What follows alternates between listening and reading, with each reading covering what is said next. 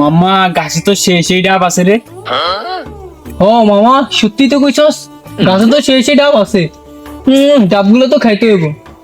তো মামা কেমনে কি, আমি তো গাছ উঠতে পারি না। আমিও তো গাছে উঠতে পারি না তো। হ্যাঁ বুদ্ধি আছে, কাশিম মেরে ফোন দিই, হাতে তো গাছ উঠতে পারে।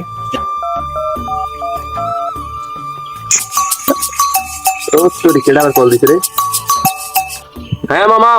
হ্যাঁ হ্যালো মামা কাশেম, কোনায় রে তুই? একটু তাই তো ওই 4 রাস্তার মোড়, এটা আর কি, যেখানে আমরা টিয়ে করি, আড্ডা মাড্ডা দিয়ে না হয়তো। মামা এখানে গাছ উঠে সেই ডাব আছে রে, সেই ডাব আছে বুঝছিস না, ডাবগুলো খাইতে হবে। মামা আর্লি আয়, আর্লি, যত তাড়াতাড়ি পারস একটু আর্লি আয়। দাঁড়া মামা, আমি এক্ষুনি আইতেছি, দাঁড়া।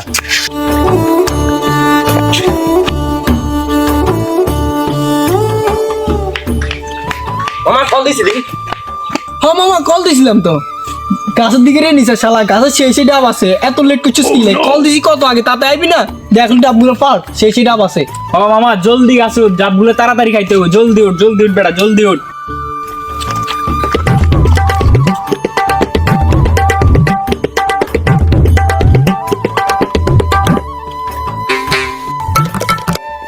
বেতারে ডাবনি হারে নিয়ে এও আনারে জানি কি এরেন। আসলে কাকু আমরা তো হিন্দি বুঝি নিয়ে পাখির বাসক গাছ ছিল, ওই গেছে বেলায় উঠছিলাম, বুঝিনি আমি কোনো বাজে মতলব নেই। ওই উনি কি সুন্দর ওকে পাখিকে বাসা করছে, অনেকে পাখি ছাগাল হইতাম দেখিলাম। কেন রাত পাখি ফাঁকির ভাষা কেন? কি ফাঁকির ভাষা? এনে কি ফাঁকি ভাষা করতে আছে?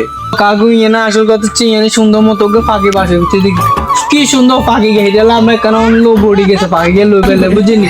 তো আমার পাখি ছাগাল আমরা দিয়ে আচ্ছা তুমি চাইলেও তো কি ফাঁকির ভাষা, কি ফাঁকি আমি একটু দেখি। কাকুরে পাখির বাসাকে দিয়ে দিত, কাকু পাখির বাসাকে থাকবো, কাকুরে পাখির বাসাকে দিয়ে দে।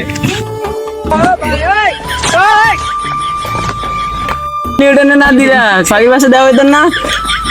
আজ তোর আর একবার ডাব চুরি করতি, তো বললো একটা দিন ডাব সুন্দর মতন খাইতে পারি না।